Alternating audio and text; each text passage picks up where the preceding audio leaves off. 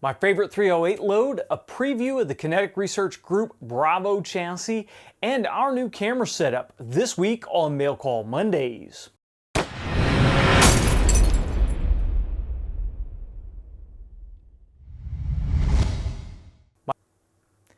Mail Call Mondays is sponsored by Modular Driven Technologies. If you need a chassis system for your precision rifle, check out mdttac.com. I'm John McQuay with 8541 Tactical, and this is Mail Call Mondays, the show that answers your questions about precision rifles, optics, and equipment.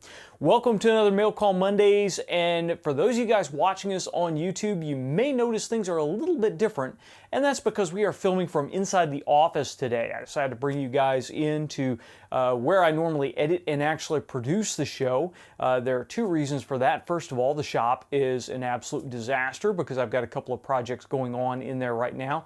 Second of all is we are actually filming this on a brand new camera setup.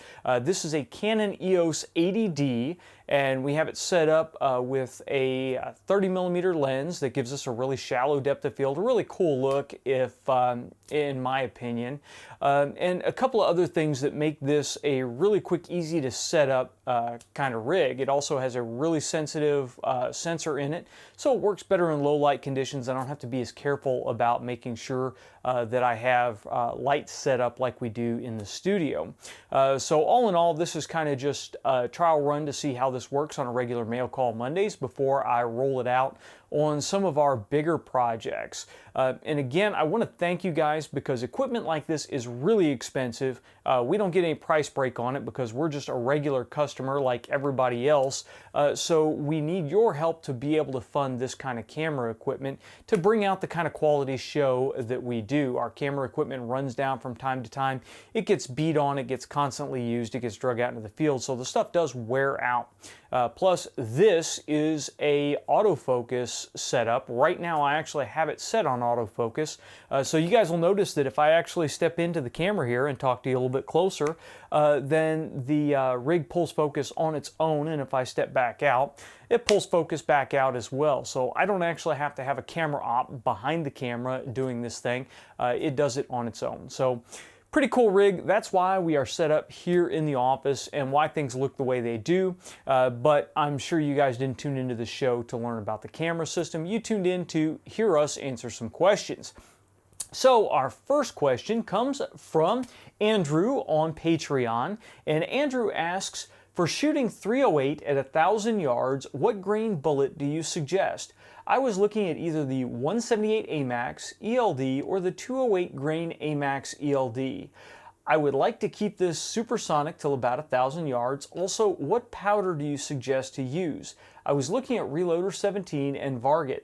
Last part of the question, would a suppressor help to add a little more velocity to help keep it from going transonic before 1,000 yards? Well, Andrew, thank you very much for your question. There are a couple of things. First of all, keeping it supersonic to 1,000 yards is going to depend upon where you live, how long your barrel is, and how hard you're pushing those loads. Generally, you're going to get 168 and 178 class bullets dropping subsonic right around that 1,000-yard mark. Sometimes a little bit more, sometimes a little less, again, depending on barrel length and how hard you're running the bullet. Now, my favorite bullet for this kind of shooting, just a general purpose 308 cartridge, is the 175 Sierra Match King or the 178 ELD. Those two will work very well. They give you a good ballistic coefficient. They give you a good value for the performance that you're getting. Now, powder, Varget and Reloader 15 kind of go back and back as far as the speeds and the pressure levels that you get. I will generally run Reloader 15 right now because I still have a good stock of it on hand. When that runs out, then I'll look at what is most available and what the prices are between Varget and Reloader 15 before I decide to order. My normal load, the load that I can just throw together and put in just about any 308 rifle, is a 175 grain Sierra Match King with 43 grains of Reloader 15 in a Federal case. with a Federal Gold Medal Match primer. Now you can switch between Gold Medal Match and CCI BR2 primers in there and still be in the same pressure levels. You don't have to do some crazy drop down and work back up. But if you start to get outside of that, I would definitely recommend that you drop the charge down 10% and work back up and look for pressure signs. Now 43 grains Reloader 15 is a relatively low pressure load. And it is about equivalent to Federal Gold Medal Match or Black Hills Match or a lot of the other 308 match loads out there. It's just a really good all-around load, and with the 175 or 178 grain ELD bullets, they are a 1,000-yard capable load. That bullet will make the transonic passage fairly stable, and you're not going to get it tumbling like you would with a 168 Match King. Now, if you are really wanting to stay supersonic to 1,000 yards, that's when you're going to need to switch over and look at things like the 155 grain Lapua Sinar. If you run that bullet considerably faster, then you may be able to stay supersonic past 1,000 yards, and then you're going to get a little bit better performance there. But you're going to have to run that bullet fast to get good performance out of it. The flip side of it, if you go up to the 208 class bullets, you're going to be running a lot slower, again, depending upon the barrel length that you have, but you may still get fairly good performance because you're running a higher ballistic coefficient, and those bullets are going to buck the wind a little bit better. It's a heavier bullet. So what you'll need to do in that case is just get into the ballistic calculator and start plugging things in. There are really too many variables. I would say buy some of the 208s, buy some of the 175s, buy some of the 178s, and just kind of work up what you want. Shoot them across a chronograph and see what kind of speed you're getting, and then that will give you the ability to plug that into a ballistic calculator. Because you may see what I did before playing with 208s is that if you're limited in barrel length, if you're running, say, a 20-inch barrel, then you can't pack enough powder in the case. And I was running, I believe it was Reloader 17 I was working with at the time with those 208s. I couldn't pack enough powder in the case to really get enough speed out of that bullet to make it worthwhile in the short barrel. Now if you go up to a 24 or 26-inch barrel, now you can start getting more speed out of those bullets, and you can get a little bit more performance out of them. So it's going to be a little bit of an experimenting game if you want to go outside the norm. But if you want to stick with those 175s and 178s, then start out with Reloader 17. About that 43 grain mark will be a good place if you just want to throw a load together and go.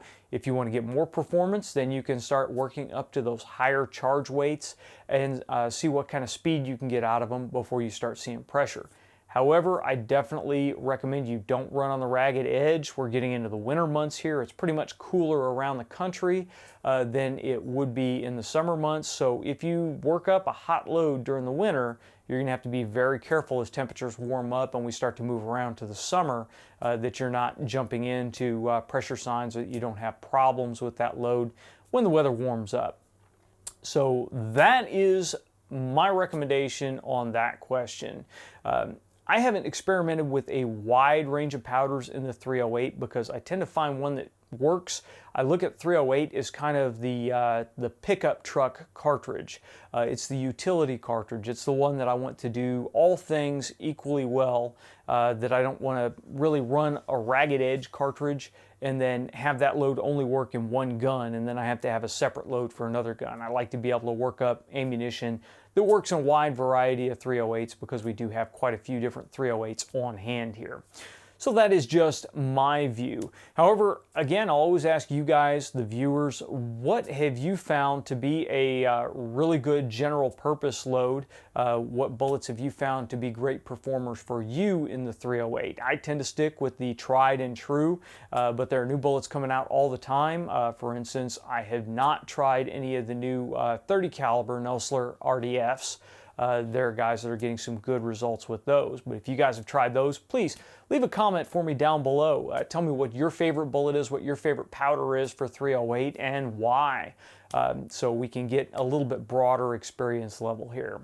Now, to answer the last part of your question about if a suppressor will increase velocity, no, suppressors really don't increase velocity. Now, there is a concept out there called freebore boost, and that is the idea that the length of the suppressor, since that is pressurized by the gases of the bullet passing through, that can give some muzzle velocity boost, much like extra barrel length would give, but it really doesn't quite work that way. It's not the same. If you have a 6-inch suppressor, it's not the same velocity increase as you would have if you had 6 inches of barrel. And generally the difference between free bore boost is generally within the standard deviation of the ammunition that you're shooting, so you can't count on a suppressor actually adding velocity.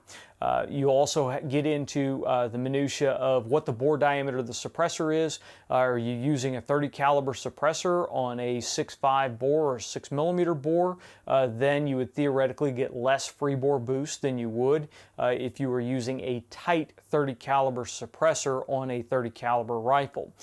So don't count on suppressors to increase muzzle velocity, but suppressors definitely do not decrease muzzle velocity. So in the end, you can just pretty much factor them as no effect on muzzle velocity, and that's the safe bet.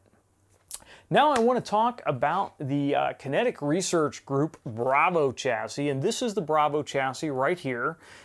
This is really a very interesting chassis system. As you can see, we don't have it actually mounted on a rifle quite yet. We just got our test rig taken apart. This will be going on probably a little bit later today, and we'll get it out to the range. There's probably going to be a range day tomorrow where we take it out and test it out. But this is a really interesting product for guys that want that traditional stock feel, but want a chassis system. So you really get all the benefits of a chassis system. You get your adjustable comb, you get a adjustable length of pull, and that comes with the spacer stack that comes with the stock, so you can add length of pull. The comb is just a thumb wheel here that allows you to adjust it wherever you want it and then drop it down so you can get to the bore to clean it. When we come forward, we've got M-LOK interface up here, so if you need to put rails on the side, you certainly can. You have holes in M-LOK across the bottom. You have one sling stud here, and it is contoured to really work well with a Harris bipod. So if you do run a Harris bipod, then you can get it on there, and the sides are contoured to help alleviate some of that twisting that you can get when you mount a Harris on a flat surface. I do like the mag fence. This was showing up on some of the other versions of the Whiskey 3 chassis. So you got a mag fence here so you can run it up against a barricade and not have the barricade actually against your magazine. It does take AICS magazines, and overall I think this is a really, really neat design. They also have a spigot mount in the end here. So they have a spigot accessory. If you want to move your bipod a little bit further out, then you can use the spigot accessory, move it out. Now, one of the really neat things about the Bravo chassis is some of the configurations you can get into, but they have this little trap door here on the bottom, and they're going to sell an accessory piece that you can unbolt this part here, drop the accessory in, and that will turn this into a kind of a thumb notch or a butt hook, so that you can get your hand up in there and grip onto it and drive that stock back into your shoulder if you wish. So kind of a really, really cool design to be able to configure. Also, you have spots on the back here where you can put a rail if you want to run a monopod back here. And then one last little thing I thought was kind of cool. There's a little trap door here. Now you do have to remove an Allen key to get to it, but you got a trap door so you could put a little oil bottle or whatever you want down here in the pistol grip. It's pretty shallow, but you still have room to stash stuff if you really want to. I have no idea what I would stash in there, but it's a pretty cool setup overall. The key to this is the aluminum backbone that you have here, and this is what makes it a chassis instead of just a polymer stock. And the aluminum backbone really has a V-block bedding system, so you should be able to just mount your action right into this, bolt it down and be good to go and not have to worry about any bedding or any craziness there. So overall, the Bravo chassis looks like a really cool setup. We'll get it all bolted up, we'll get it out to the range, and we'll play with it. and I'm really anxious to see how well this works. It feels just really nice. The grip has a nice palm swell here. It has that nice vertical section, and then you do have your ramps up here so you can get your thumb up there to operate the bolt. So when we get it bolted up, we're going to get out to the range, get some footage, and really excited to let you guys know how we feel about the Bravo chassis. So when it does go on sale, you know if it's something that's going to work for you or not. So if you have any questions or comments on the Bravo chassis, please leave them in the comments section below. If you're listening to us on our podcast, you can send it to us at 8541tactical@gmail.com. And that overall is it for this Mail Call Mondays. I want to make sure you guys understand that we are now on full30.com, so make sure you pop over to Full30 and check us out. If you like the video, please make sure you like, share, and subscribe. If you have any questions or comments for anything that we've covered on Mail Call Mondays, please leave them in the comments section below. If you're listening to us on your favorite podcast, you can send those questions to us at 8541tactical